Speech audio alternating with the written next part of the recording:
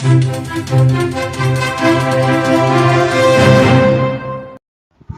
नवमीनिमित्त जळगाव शहरातील चिमुकले राम मंदिर येथे श्रीराम नवमीनिमित्त भाविकांनी रामरायाच्या दर्शनासाठी मोठी गर्दी केली होती।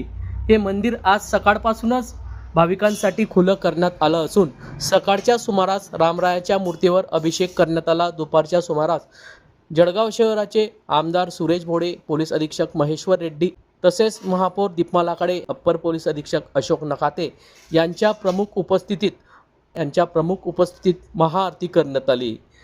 यावेळी हरिभक्तपरायण दादा महाराज जोशी यांनी पाळणा गीत म्हणत यावेळी श्रीराम जन्मोत्सव मोठ्या उत्साहाने साजरा करण्यात आला आहे। श्रीराम नवमीनिमित्त रामरायाच्या दर्शनासाठी भाविकांनी मोठी गर्दी केली होती। आज दिनांक 26 मार्च रोजी दुपारी 12 वाजता ही माहिती माध्यमांना प्राप्त झाली आहे।